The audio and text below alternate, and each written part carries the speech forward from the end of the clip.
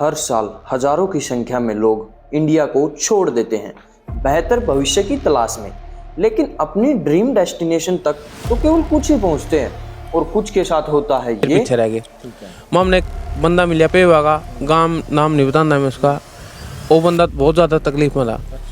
मिला कोई pain killer ले लो, कुछ ले लो तो दे दूँ उसे। एक पेन किलर दी, मिला ठीक हो गया, मैं आ जाऊँगा। और कुछ के साथ ये मैं पहुंचा पास मेरा पटा बंदा पूरा हो लिया था। अच्छा, पूरा मतलब ये बात किस तरह हो लिया था, क्या दिक्कत आई भाई उसका? वो इस बात का किसी ने मेरा पास ले ग्रुप पढ़ा मिला था। वो अकबर मेरे पाया था, उन्होंने शकल बताई थी, माम ने बताया भाई ठीक है बात है। ये तो गलत काम हुआ छोरा। तो बहुतों के साथ ये भी खबर सुन ली, 22 गए थे, सिर्फ 20 की लौटे हैं। सॉरी बॉस, बाकी 2 को मारना पड़ा। जरूर उन दोनों को डोंगर से ही गोली मार दी होगी। लेकिन फिर भी ये लोग अपनी जान को जोखिम में डालकर क्यों जाते हैं, जानेंगे ना इसी वीडियो में। इतना भी जल्दी मत करो। साथ ही जानेंगे what is donkey, why donkey और डोंकी के बाद क्या, और जानेंगे ये बंदा डोंकी सक्सेसफुल लगाने के बाद भी आज इंडिया में कैसे है। कुछ भाई भाग चंगे थे, 5 भाई लिकट के मार रह गए 2 बंदे उस ध्यान में साइन कर दिए भाई। 2 महीने बाद हम इंडिया गेट दी लिया भाई। फिर आकर दिक्कत बहुत ज़्यादा थी। मैं 2019 में 12 तारीख ने उठकर चलिया था और 13 तारीख ने अपना इंडिया पहुंचा था।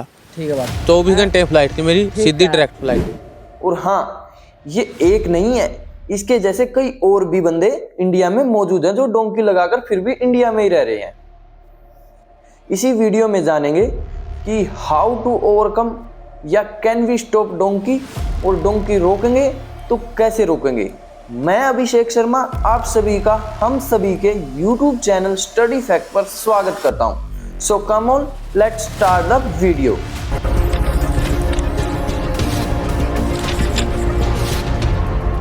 ਕਿਸੇ ਨੂੰ 12 ਦਿਨ ਲੱਗਦੇ ਨੇ, ਕਿਸੇ ਨੂੰ 10 ਦਿਨ ਲੱਗਦੇ ਨੇ, ਕਿਸੇ ਨੂੰ 1 ਮਹੀਨਾ ਵੀ ਲੱਗਦਾ ਹੈ ਤੇ ਕਈ ਐਸੇ ਮਾਵਾਂ ਦੇ ਪੁੱਤ ਹੁੰਦੇ ਨੇ ਕਿ ਜੰਗਲ ਦੇ ਵਿੱਚ ਹੀ ਰਹਿ ਜਾਂਦੇ। 2 ਚੀਜ਼ਾਂ ਅਮਰੀਕਾ ਦੇ ਵਿੱਚੋਂ ਲੈ ਕੇ ਆਈ ਜੋ ਮੈਂ ਤੁਹਾਨੂੰ ਦਿਖਾਉਣੀਆਂ ਚਾਹੁੰਦਾ ਦੋਸਤਾਂ ਮਿੱਤਰਾਂ ਨੂੰ। ਇਹ ਅਮਰੀਕਾ ਦੀ ਜੇਲ੍ਹ ਦੀਆਂ ਨੇ, ਜਿਹੜੀਆਂ ਜੇਲ੍ਹਾਂ ਦੇ ਵਿੱਚ ਮੈਂ ਰਿਹਾ ਹੋਇਆ। ਇਹ ਵਿਨ ਕਰੈਕਸ਼ਨਲ ਜੇਲ੍ਹ ਹੈ ਲੁਸਿਆਨਾ ਦੀ, ਤੇ ਇਹ ਵੀ ਲਾ ਸਾਲੇ ਕਰੈਕਸ਼ਨਲ ਜੇਲ੍ਹ ਹੈ ਆਪਣੀ, ਇਹ ਵੀ ਲੁਸਿਆਨਾ ਦੀ ਹੈ। ਤੇ ਇਹ ਜੇਲ੍ਹ ਐਸੀ ਹੈ ਵੀ ਜਿਸ ਦੇ ਵਿੱਚ ਅਸੀਂ ਸਿਰ ਦੇ ਉੱਪਰ ਪੱਗ ਵੀ ਨਹੀਂ ਸੀ ਬੰਨ੍ਹ ਸਕਦੇ। ਮੈਂ ਤਾਂ ਹਰੇਕ ਨੂੰ ਇਹੀ ਕਹੂੰਗਾ ਵੀ ਵੀਰੋ, ਡੌਂਕੀ ਲਾ ਕੇ ਨਾ ਅਮਰੀਕਾ ਜਾਇਓ। ਵਾਹਿਗੁਰੂ ਨੇ, ਪ੍ਰਮਾਤਮਾ ਨੇ ਮੇਰੀ ਜ਼ਿੰਦਗੀ ਬਖਸ਼ੀ, ਮੈਂ ਬੱਚਿਆਂ 'ਚ ਆਪਣੇ ਪਰਿਵਾਰ 'ਚ ਆ ਗਿਆ। प्रयत्न पानी गिरते करते मारे में। अच्छा में और लैटरिन जड़ा भी लैटरिन करें, लैटरिन थी उन्हें ऊपर पीने का पानी था भाई। बेसिकली डोंकी, डंकी और कबूतरबाजी एक ही शब्द के पर्यायवाची हैं। जैसे पंजाब हरियाणा में डोंकी, डंकी और गुजरात में कबूतरबाजी जैसे नामों से फेमस है। इसमें होता क्या है, आपको एक इलीगल रूट से आपके ड्रीम प्लेस तक पहुंचाया जाता है।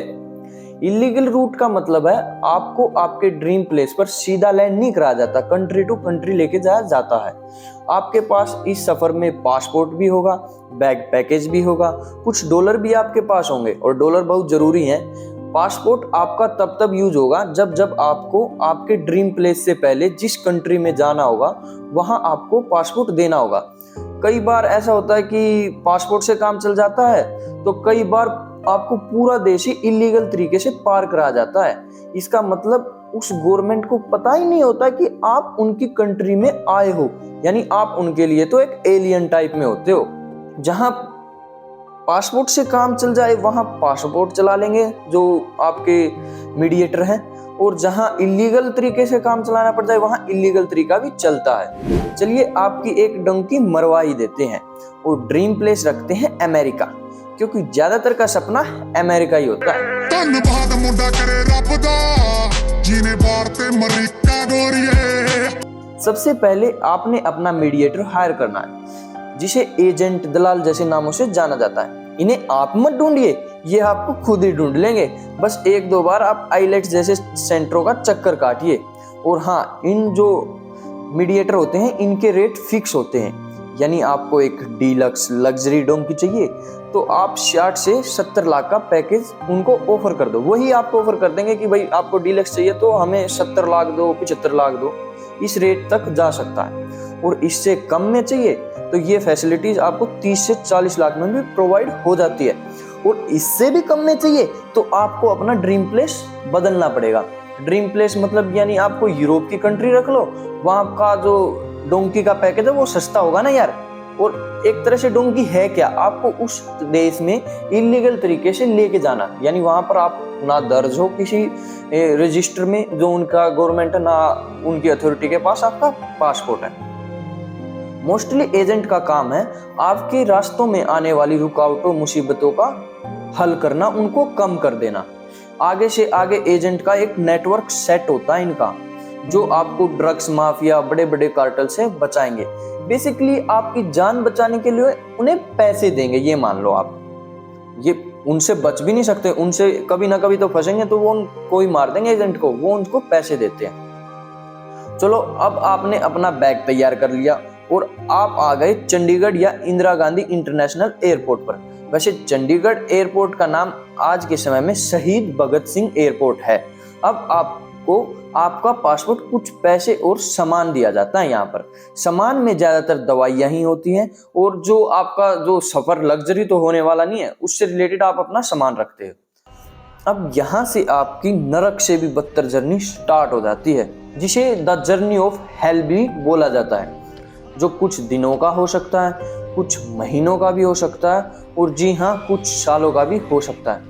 कुछ को डोंकी लगाने में 2 साल से भी ज्यादा का समय लगा था, तो कुछ की फाइनल डेस्टिनेशन मौत थी। जी हाँ, मौत। ਕਿਸੇ ਨੂੰ 12 ਦਿਨ ਲੱਗਦੇ ਨੇ, ਕਿਸੇ ਨੂੰ 10 ਦਿਨ ਲੱਗਦੇ ਨੇ, ਕਿਸੇ ਨੂੰ 1 ਮਹੀਨਾ ਵੀ ਲੱਗਦਾ ਹੈ ਤੇ ਕਈ ਐਸੇ ਮਾਵਾਂ ਦੇ ਪੁੱਤ ਹੁੰਦੇ ਨੇ ਕਿ ਜੰਗਲ ਦੇ ਵਿੱਚ ਹੀ ਰਹਿ ਜਾਂਦੇ ਨੇ। अरे अभी से घबराने लगे, कुर्सी की पेटी को थोड़ा टाइट बांध लो, अभी तो सफर शुरू हुआ है, अभी तो आप लोग जहाज में बैठे ही हो। और फिर आपको जहाज में बिठाकर लैंड कराया जाता है यूरोप की किसी कंट्री में, और बीच में दुबई का भी स्टॉपेज आ सकता है क्योंकि दुबई भी इतना चेकिंग नहीं करती है। लेकिन आपको यूरोप तक पहुंचने में कोई टेंशन नहीं होगी। यूरोप तक क्या, आपको साउथ अमेरिका तक भी पहुंचने में कोई टेंशन नहीं होगी, आपको लग्जरी सफर ही वहां तक मिलेगा। वहां से आपकी हेल की जर्नी नहीं शुरू होती, हेल की जर्नी जब शुरू होगी तो तब बताऊंगा। यूरोप में मोस्टली जो फ्लाइट रुकती हैं वे सर्बिया देश में रुकती हैं, और जिन भी देशों में फ्लाइट रुकेगी आगे भी जाकर हमारी, उसका मतलब है कि भारत के उस देश के साथ अच्छे रिश्ते हैं या वहां पर लैक ऑफ सर्विलेंस है, वहां पर चेकिंग इतनी टाइट नहीं होती, या जो वहां की गवर्नमेंट है उनको पता है कि यहाँ पर ऐसे होता है और उनको पैसे एजेंटों के द्वारा खिला दिए जाते हैं। जी हाँ, काफी बड़ा नेक्सस होता है इनका। सर्बिया से जहाज में बिठाकर आपको एजेंट साउथ अमेरिका तक तो ले आएंगे, और यहाँ कहाँ लाएंगे आपको, कोलंबिया या इक्वाडोर में। इक्वाडोर देश में से 2019 से पहले इंडियन को वीजा की भी जरूरत नहीं होती थी, अब बाद में थोड़ी बहुत माइनर वो रिस्ट्रिक्शन हम पर लगा दी गई है। अब यहाँ से शुरू होती है नरक की यात्रा, जिसे द जर्नी ऑफ हेल भी कहते हैं।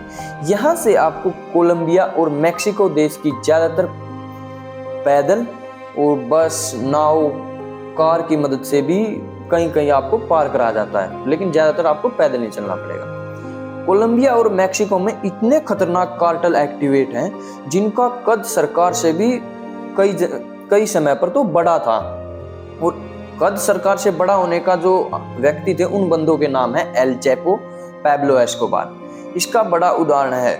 यहाँ क्राइम इतना है कि माँ के पेट से बच्चा बाद में निकलता है, पहले उसका कार्टेल डिसाइड हो जाता है कि भाई ये बच्चा इस ड्रग्स कार्टेल से जुड़ेगा। यहाँ क्राइम रेट इतना ज्यादा है कि यहाँ के जो गुंडे लोग हैं वे AK-47 से नीचे तो बात ही नहीं करते। अगर यहाँ पर गन फाइट हो रही है ना, तो यहाँ इंडिया के जैसे कट्टों से गन फाइट नहीं हो रही, AK-47 से गन फाइट हो रही है। और इनके जो मैक्सिको और कोलंबिया में क्राइम रेट की तुलना में इंडिया का जो क्राइम रेट है वो बहुत कम है यहाँ की पॉपुलेशन के हिसाब से। यहाँ के जो बंदे हैं वो तो डिसेंट हैं, वो इतना क्राइम नहीं करते हैं। इवन पाकिस्तान में भी आप कह सकते हो कि वहां से तो बहुत कम क्राइम रेट है कंपैरिजन करें तो। अब एक नाम आया था एल चैपो और पाब्लो एस्कोबार, ये इतने खतरनाक लोग हैं और इंडिया में इनकी हाइप इतनी है कि सिद्धू मूसेवाले जैसे और भी कई पंजाबी और हरियाणा के सिंगरों ने इनका नाम लिया है अपने गानों में, क्योंकि वो इनको एक तरह से अपना रोल मॉडल मानते हैं, कैसे इन्होंने अपना ड्रग्स माफिया और एक इतना बड़ा कार्टेल चलाया था।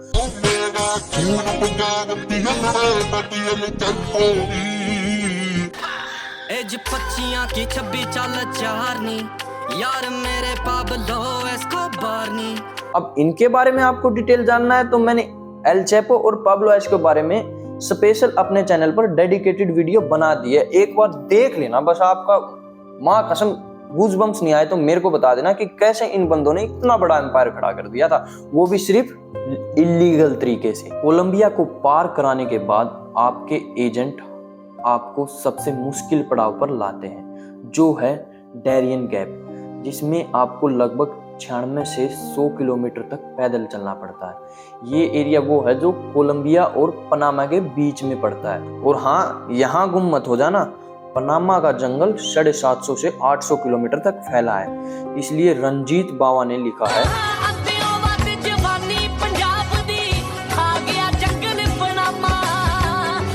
डैरियन गैप सबसे खतरनाक हिस्सा होता है इस पूरे डोंकी रूट का। यहाँ थोड़ी दूर चलते ही आपको लाशें दिखने लगेंगी, उनके कंकाल तक दिखने लगेंगे। यहाँ बड़े बड़े सांप हैं, बिच्छू हैं और अनेक तरह की विशाली वनस्पतियाँ आपको मिलेंगी, नदी मिलेगी, नाले मिलेंगे जिनको आपको तैर कर पार करना होगा। कई कई दिनों तक आपको पहाड़ चढ़ने पड़ेंगे, पहाड़ उतरने पड़ेंगे। जैसे पहाड़ तो इसमें आपको लगभग 4 से 5 ही चढ़ने पड़ सकते हैं, लेकिन पूरे रूट में कई पहाड़ पड़ते हैं।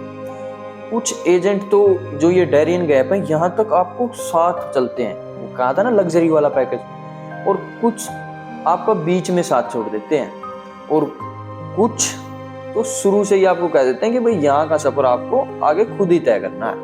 और हाँ, अगर एजेंट आपके साथ पूरा चल रहा है और कोई भी बंदा उसका पीछे रह जाता है तो उसको जो एजेंट है वहीं पर मार देते हैं। न्यूज़ आई है भाई, एक भाई की मौत होगी भाई, डोंकर ने गोली मार दी उसके, और भाई उसकी लाश पड़ी मिली थी भाई की। भाई एजेंट की तो ही है, एजेंट ने पैसे नहीं आगे पूछाए डोंकर के पूरे, तो डोंकर के गोली मार दी डोंकर ने। बालक कितने मरे हैं भाई, कई बालका की न्यूज़ मैंने सुनी है भाई। जंगल में 3-3 महीने हो लिया भाई, आगा सुराग नहीं ला रहा। और आप लगातार कई दिन चलने के बाद finally you are in the Mexico. और मैक्सिको में पहुंचने के बाद आपको ज्यादा खुश नहीं हो जाना है, ये भी यहाँ पर भी आपको कई दिन तक पैदल चलना पड़ता है, कई जगह बस में लेके जाया जाता है, और लंबे लंबे समय तक आपको छोटे जो गंदे होटल हैं, जो सस्ते होटल हैं, उनमें रुकना पड़ता है। और ये क्यों रुकना पड़ता है? क्योंकि जो Mexico north to south point की दूरी है ना, वो है 3200 किलोमीटर, यानी 2000 माइल्स के तकरीबन ये पड़ता है। और ध्यान रहे, आपको सीधा नहीं बिल्कुल टिप पॉइंट पे नहीं लेके जाएंगे मैक्सिको में और बॉर्डर पार करा दिया। आपको देखा जाता है कि कहाँ से बॉर्डर पार कराना है। कई बार ये सफर आपको सीधा लेके जाते हैं, कई बार टेढ़ा, और कई बार इस तरफ भी हो सकता है, जैसे आप मैप में देख रहे हो। और जो मैक्सिको और अमेरिका जो बॉर्डर शेयर करते हैं वो टोटल करते हैं 3140 किलोमीटर का बॉर्डर शेयर करते हैं। और यहाँ पर आपको देखा जाता है कि कहाँ से बॉर्डर पार कराया जा सकता है। सबसे जो नेचुरल बैरियर है एक मैक्सिको बॉर्डर पार कराने का, वो है रियो ग्रेनेड रिवर। और ये टेक्सास जो अमेरिका का एक, जैसे इंडिया में डिस्ट्रिक्ट नहीं है, वैसे लगा लो एक राज्य है वो उसका। जैसे भारत में एक डिस्ट्रिक्ट लगा लो, राज्य लगा लो, तो वैसे ही एक टेक्सास एक राज्य है, तो रियो ग्रेनेड रिवर उस एरिया में पड़ती है। तो यहाँ से जो नेचुरल बैरियर है इसको पार कराया जाता है, और कई बंदे तो यहाँ बह भी जाते हैं, कोई इजी काम नहीं होता। और सबसे तगड़ा जो है वो है बॉर्डर वॉल। बॉर्डर वॉल क्या है? ये डोनाल्ड ट्रंप के टाइम पे बनी थी, और ये कई मैक्सिको साइड तो ये 5 मीटर या 7 मीटर तक दिखती है आपको, लेकिन जैसे ही आप दीवार के उस तरफ कूदने की कोशिश करते हो तो यही जो वो दीवार है वो 10 से 15 फीट आपको नजर आएगी। तो यहाँ से आप गिरे तो मोटा आदमी होगा तो भाई जाएगा, जान से जाएगा। तो यहाँ पर देखा जाता है कि आपको बॉर्डर कहाँ से पार कराना पड़ता है, इसलिए आपको होटल में रुका जाता है। और एक एजेंट आपको बॉर्डर पार कराने का $150 तक भी चार्ज कर सकता है। और आपको ये बात भी बता दें कि सिर्फ बॉर्डर के आसपास वाले एरिया में जो 2021 तक का आंकड़ा है, ये 650 लोगों की मौत तो यहाँ पर हो गई थी। यानी मंजिल से कितनी दूर थे? एक बाल मात्र की दूरी पे थे। एक बस सिर्फ बॉर्डर का ही तो गैप था, वही तो पार करना था, लेकिन यहाँ पर भी मर जाते हैं। क्यों मर जाते हैं? क्योंकि अमेरिका के लोग कई बार तो यहाँ पर स्नाइपर लेके लोगों की हंटिंग करने आते हैं, क्योंकि लोगों को पता होता है कि ये इलीगल एरिया है। तो और उनमें भी देशभक्ति जागती है कि हमारे यहाँ पर क्यों आ रहे हैं ये लोग, हमारे देश को बिगाड़ेंगे। तो यहाँ पर वे जो अमेरिका के लोग हैं वो भी इनको, यानी हम लोगों को जो डोंकी जाते हैं, आप लोग ही तो कर रहे हो डोंकी, तो आप लोगों को ही वो मार सकते हैं वहां पर। और आपको तो पता है अमेरिका में सीरियल किलर पे ऊपर कितनी मूवी बनी है, तो वहां पर एक्चुअली में सीरियल किलर रहते भी होंगे। क्या आपको पता है यूएसए की डोंकी कनाडा से भी लगती है, लेकिन वो बहुत ज्यादा मुश्किल होती है। इस डोंकी की ट्राई जनवरी 2022 में जगदीश पटेल ने अपनी पूरी फैमिली के साथ की थी और नतीजा था चारों की ठंड के कारण मौत। इस वाले रूट पर बहुत कम लोग जाते हैं क्योंकि यहाँ पर ठंड से मरने के चांसेस ज्यादा रहते हैं, लेकिन इस रूट को भी लोग फॉलो करते हैं। सीधा कनाडा आते हैं, कनाडा के टोरंटो या फिर उसका जो बॉर्डर एरिया होता है कनाडा के, वहां पर आ जाते हैं और वहां से एजेंट इनको पार करा देता है। लेकिन सर्दी भी तो कुछ पावरफुल चीज होती है, तो यहाँ पर लोग ज्यादातर यहाँ मरने का चांस बहुत ज्यादा रहता है, तो इसको लोग अवॉइड ही करते हैं। अब आते हैं, जैसे आपने एक सक्सेसफुल डोंकी लगा ली, तो what happened after successful donkey. तो डोंकी लगाने के बाद आपको तुरंत वहाँ की जो बॉर्डर सिक्योरिटी पुलिस होगी उसको सरेंडर कर देना है। और आपसे पूछें कि आप कहाँ से हो, तो आपको बताना इंडिया। यहाँ तक कि जो पाकिस्तान के लोग हैं वो भी बता रहे हैं कि हम भी इंडिया से ही हैं। क्यों बता रहे हैं? क्योंकि वे ज़्यादातर मुस्लिम होते हैं पाकिस्तान वाले, और जो अमेरिकन है वो मुस्लिम को अवॉइड ही कर रहे हैं, कह रहे हैं उनको वापस ही डिपोर्ट कर देते हैं वहाँ की वहाँ। तो वो भी कहते हैं कि हम इंडियन हैं, तो वो एक तरह से उनके हाथ में अपर हैंड हो जाता है। तो फिर आता है कि सरेंडर करने के बाद जो बॉर्डर पुलिस फोर्स है वो आपको जेल में लेके जाएगी, वहाँ पर आपको कई महीनों तक रखा जाएगा। और क्योंकि 150 दिनों के बाद ही आपको वर्क परमिट का वीजा वहां पर मिलता है, तो 150 दिनों तक तो आपको जेल में ही रहना पड़ेगा। और उन 150 दिनों में आपको एक तरह से वो भी एक नरक से कम नहीं है। वहां की जेल की फैसिलिटीज अच्छी हैं, ये बात तो मान ली, लेकिन क्या डिप्रेशन नहीं होता होगा वहां पर? डिप्रेशन भी लोगों को झेलना पड़ता है। और वही सूखी रोटी, ब्रेड, केवल ब्रेड मिलते हैं वहां पर, क्योंकि आप एक पुलिस कैद में हो तो आपको एक लग्जरी खाना तो मिलेगा नहीं। तो फिर 150 दिनों के बाद आप बाहर आ जाते हो। तो कई बार आपने वहां पर पैर पे पट्टा भी लगा देखा होगा, तो वो एक वर्क परमिट के लिए वो पट्टा लगा दिया जाता है। और फिर आप वहां पर क्या मांग करते हो? वहां जाने के बाद, वहां जाने पर आप मांग करते हो अजाइलम की। तो अजाइलम क्या होता है? अजाइलम होता है किसी राज्य या देश के द्वारा अन्य देश के नागरिकों को दी गई शरण, विशेषतः राजनीतिक कारणों से। यानी एक तरह से आप वहां पर कहोगे कि इंडिया में हमारे साथ भेदभाव है, हमारी जान को खतरा है, और वहां पर जातिगत भेदभाव भी है, धर्म के हिसाब से भी भेदभाव है, तो इस तरह से आपको अजाइलम इजीली मिल जाती है। लेकिन डोनाल्ड ट्रंप के टाइम पे ऐसा नहीं था, वो अजाइलम देता ही नहीं था, बहुत कम को अजाइलम मिलती थी। और आपको यहाँ एक बात बता दूं कि जो बंदा ये कह देगा ना कि मेरे को पैसे के हिसाब से इंडिया में इकोनॉमिक क्राइसिस है, इसकी वजह से मेरे को अजाइलम चाहिए, तो उसमें इकोनॉमिक तरीके से अजाइलम नहीं मिलती है, केवल राजनीतिक कारणों से ही आपको अजाइलम मिलेगी। और ये अजाइलम ज्यादातर चीन के नागरिकों को सबसे ज्यादा मिली हुई है। कैसे मिली हुई है? क्योंकि वहां पर डिक्टेटरशिप है, तो वो लोग कह देते हैं कि मेरे से चीन से खतरा है और वहां पर चीन तो मेरी को आजादी नहीं दे रहा, तो मेरे को अमेरिका से अजाइलम चाहिए। तो अमेरिकन लोग चीन को इजीली एक तरह से वो दे देते हैं अजाइलम, राजनीतिक संरक्षण उनको दे देते हैं। तो इन आंकड़ों में ही तो आप देख रहे हो कि कैसे जो चीन है हर एक अजाइलम में सबसे आगे है। और हाँ, इंडिया भी कहीं पर पीछे नहीं है, आराम से ये बातें बताई नहीं जाती, नजर लग जाती है। तो बस यार, यहाँ पर आपका डोंकी लगाने का सपना पूरा होता है और ज्यादातर एजेंट की जिम्मेदारी भी यहाँ पर खत्म हो जाती है। अब आपकी किस्मत है, आपको अजाइलम मिले या ना मिले। ना मिला तो आपको इंडिया में डिपोर्ट कर देता है और वो फ्लाइट सीधी आती है, 24 घंटे में आपको इंडिया उतार देती है। और आपका जो 40 से 45 लाख था वो सारे वेस्ट हो जाते हैं अगर आपको अजाइलम नहीं मिलता। एक बार अजाइलम मिल गया तो इसका केस भी काफी लंबा चलता है। इतने में तो आप इतना पैसा, इससे कई गुना पैसा कमा सकते हो जितना आपने लगाया होता है, इन्वेस्ट किया होता है। और ज्यादातर केसों में अजाइलम मिल जाता है आपको, लेकिन किस्मत सभी की एक जैसी नहीं होती। सन 2022 में तकरीबन 63,900 के करीब अनडॉक्यूमेंटेड इंडियंस अमेरिका आए। साल 2023 में सितंबर तक ये आंकड़ा 97,000 क्रॉस कर गया। 2014 से इन आंकड़ों में काफी उछाल देखने को मिला है। और यहाँ जान का जोखिम कितना है आपको पता है? भूखे पेट चलाने लग रहे 5 दिनों की जंगला में देखिए भाई, मैक्सिको के ईब जगह नेटवर्क से आया भाई हम न्यू निकल दे बैर ना जाओ, जिस भाई ने बैर जानो 1 नंबर में जाओ, 2 नंबर में जाएगा कोई फायदा नहीं है भाई। ऐसा है देख, पता कि माँ बाप का कल्ले बालक हो भाई, 35-40 लाख रुपए दे रखे हमारे माँ बाप ने। हमने 2 महीने हो गए हमारे माँ बाप तो बात भी नहीं करी भाई। देख कोई बंदा अगर बीमार हो गया नहीं, एक बंदा आगा इनका एक बंदा पीछे है, बीमार हो गया नहीं चलेगा, गली गोली ठोका भाई, आगा नहीं जाने देंगे जमा भी। अब इस पूरी वीडियो का सबसे इम्पोर्टेंट प्लॉट पर बात करते हैं, जो कि है वाई डोंकी। मतलब लोग डोंकी को लगाते ही क्यों हैं, क्या जरूरत पड़ गई उनको डोंकी लगाने की, इतनी खतरनाक जर्नी को लोग फिर करते ही क्यों हैं। पहली बात तो ये कि आप इस बात को अच्छे से नोट कर लीजिए, डोंकी खतरनाक है बट इम्पॉसिबल नहीं है। सर्वाइवल के चांस हाई होते हैं, इसलिए मैक्सिमम बंदे यहाँ जाने के बाद भी सर्वाइव कर जाते हैं। कैजुअलिटीज मिनिमम में होती है।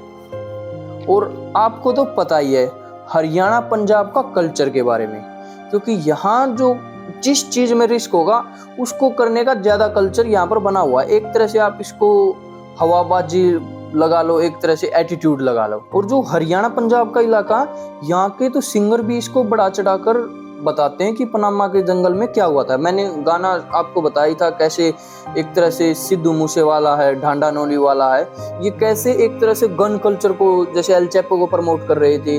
तो ये एक तरह से जो पनामा की जर्नी है जिसे डोंकी रूट कहते हैं, उसको भी अपने लिए प्राउड मूवमेंट समझते हैं, लेकिन इसको कम करने की जरूरत है। और डोंकी का सबसे बड़ा कारण है गरीबी और बेरोजगारी, और इससे भी बड़ा कारण है पड़ोसी। अब आप पूछोगे अभिषेक पड़ोसी कैसे इसका सबसे बड़ा कारण आ गया?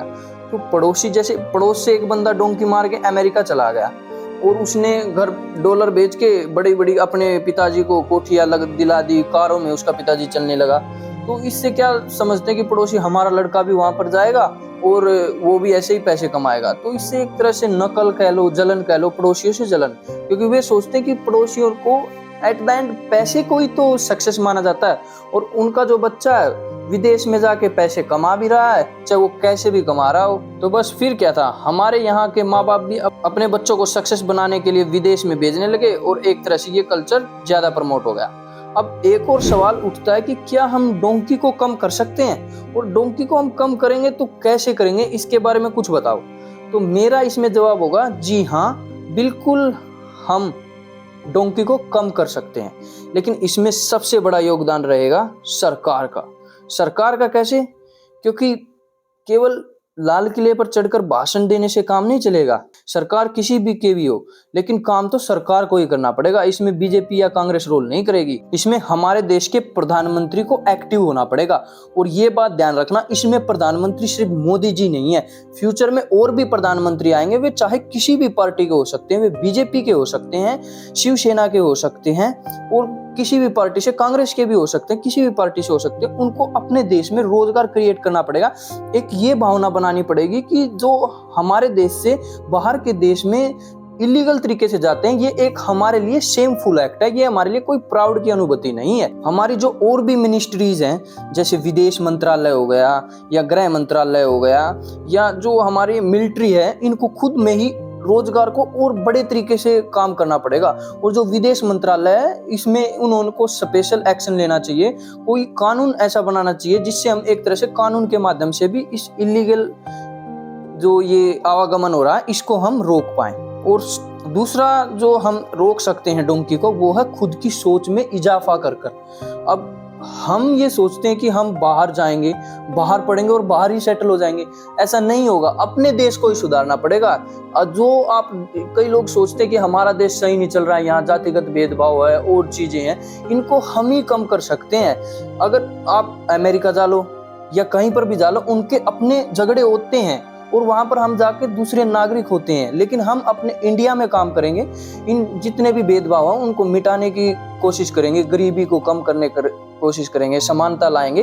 तो इसमें खुद की सोच में इजाफा होना चाहिए। हाँ, हम अपने बच्चों को विदेश में भेजेंगे, लेकिन उनमें इतनी देशभक्ति होनी चाहिए कि वे वापिस इंडिया में आए और कहें कि जो हम शिक्षा बाहर से सीख के आए हैं, वो हम अपने बच्चों को यहाँ पर देंगे। जिससे क्या होगा?